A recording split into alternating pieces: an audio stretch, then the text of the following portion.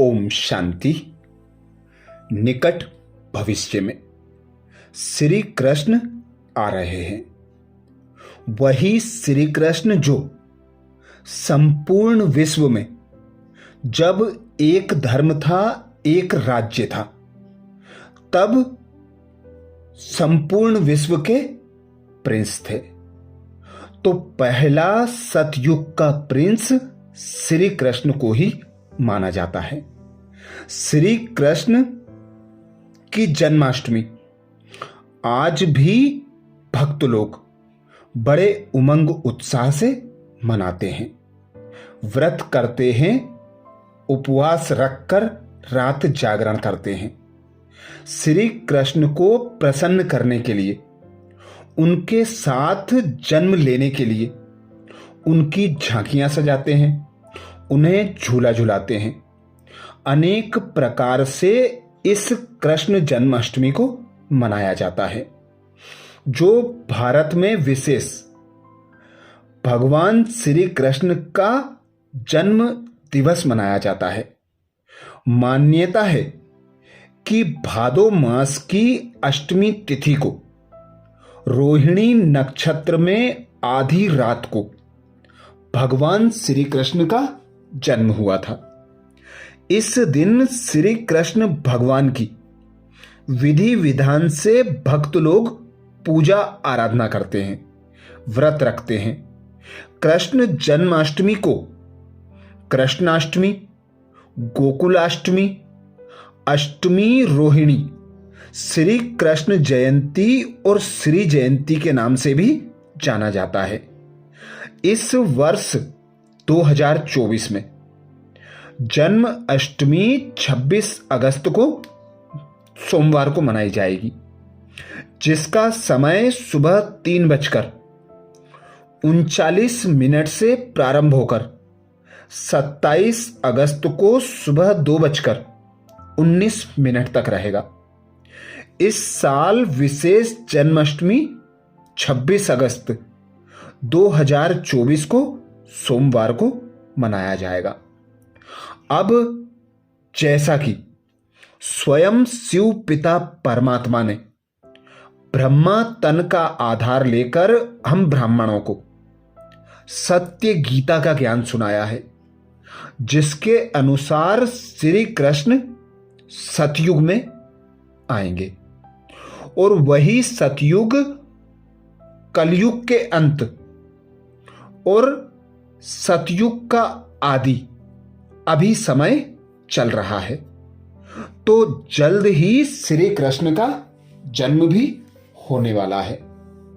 अभी समय प्रमाण प्रतिदिन समाचार पत्रों में अकाल, बाढ़, भ्रष्टाचार और लड़ाई झगड़े के समाचार पढ़ने को मिल जाते हैं। और जैसे जैसे समय बीतता जा रहा है, वैसे वैसे हम इन घटनाओं का विकराल रूप देखते जा रहे हैं। पहले हम कभी कभी सुनते थे कि कहीं बाढ़ आई, कहीं भूकंप आया, कहीं लड़ाई झगड़े हो रहे हैं। अब हम देखते हैं, हम प्रतिदिन पढ़ते हैं, कहीं बाढ़ है, कहीं भूकंप है, विश्व के कोने कोने में युद्ध फैला हुआ है। कब एक चिंगारी लगेगी और परमाणु युद्ध शुरू हो जाएगा। संपूर्ण विश्व का विनाश करने के लिए जो परमाणु बम बनाए हैं, उन बमों का प्रयोग किया जाएगा। तो ऐसे समय से यह प्रतीत होता है कि अब कलयुग का अंत है और सतयुग का आरंभ होने वाला है। जिस प्रकार चक्र चलता है, दिन और रात, सुबह, दोपहर, शाम, महीना, साल, ऐसे ही चक्र जो सृष्टि का चलना है, वह सतयुग, त्रेतायुग, द्वापर और कलयुग, और कलयुग के बाद फिर पुनः सतयुग आना ही है। तो अब निकट भविष्य में सतयुग आना है और श्री कृष्ण भी आना है। उसी के लिए कहा जाता है अति का अंत जरूर होता है। तो अब कलयुग अति की ओर जा रहा है, जिसका अंत भी दिखाई देने लगा है। प्रकृति के पांचों तत्वों भी मनुष्य को दुख दे रहे हैं और सारा ही वातावरण दूषित हो गया है। अत्याचार, विषय विकार तथा अधर्म का ही बोलबाला चारों तरफ है। यह विश्व ही पूरा कांटों का जंगल बन गया है। एक समय था जबकि विश्व में संपूर्ण सुख शांति का साम्राज्य था और यह सृष्टि फूलों का बगीचा कहलाती थी। प्रकृति भी सतो प्रधान थी और किसी प्रकार की प्राकृतिक आपदाएं नहीं होती थी। मनुष्य भी सतो प्रधान देवीय गुण से संपन्न थे और आनंद खुशी से जीवन व्यतीत करते थे। उस समय यह संसार स्वर्ग था, जिसे ही सतयुग भी कहा जाता है। इस विश्व में समृद्धि, सुख और शांति का मुख्य कारण था कि उस समय के राजा तथा प्रजा सभी पवित्र और श्रेष्ठाचारी थे। इसीलिए उनको सोने के रत्न जड़ित ताज के अतिरिक्त पवित्रता का ताज भी दिखाया जाता है। श्री कृष्ण तथा श्री राधा सतयुग के प्रथम महाराज कुमार और महाराजकुमारी थे, जिनका स्वयंवर के पश्चात श्री नारायण और श्री लक्ष्मी नाम पड़ता है। उनके राज्य में शेर और गाय भी एक घाट पर पानी पीते थे, अर्थात पशु पक्षी तक संपूर्ण अहिंसक थे। उस समय सभी श्रेष्ठाचारी, निर्विकारी, अहिंसक और मर्यादा पुरुषोत्तम थे, तभी उन्हें देवता कहा जाता है। जबकि उसकी तुलना में आज का मनुष्य विकारी, दुखी, अशांत, चिंतित, रोगी और भयभीत बन गया है। यह संसार भी रौरव नरक बन गया है। सभी नर नारी में काम, क्रोध, लोभ, मोह, अहंकार कूट कूट कर भरा हुआ है। क्रोध विषय विकारों में गोता लगा रहे हैं।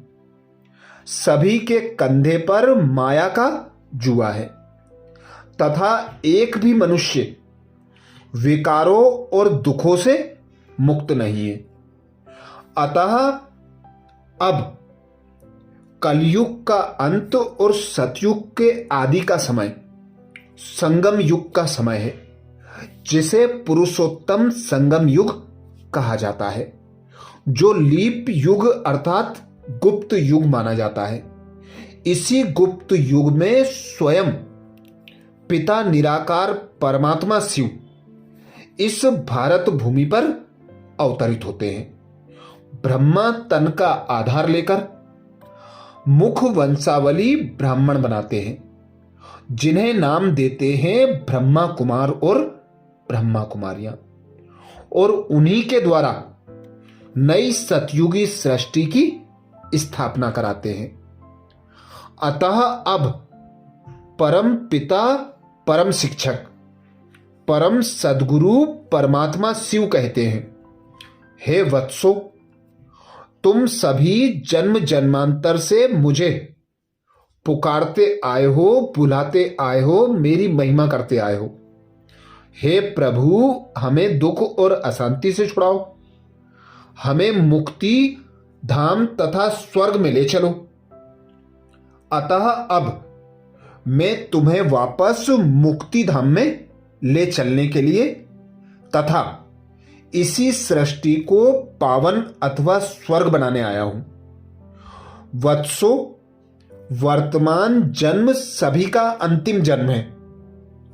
अब आप बैकुंठ अर्थात सतयुग पावन सृष्टि में चलने की तैयारी करो, अर्थात पवित्र और योग युक्त बनो, क्योंकि अब निकट भविष्य में श्री कृष्ण अर्थात श्री नारायण का राज्य आने ही वाला है तथा इससे इस कलयुगी विकारी सृष्टि का महाविनाश एटम बमों, प्राकृतिक आपदाओं तथा ग्रह युद्ध से हो ही जाएगा, जैसा कि हम समय प्रमाण देखने लगे हैं।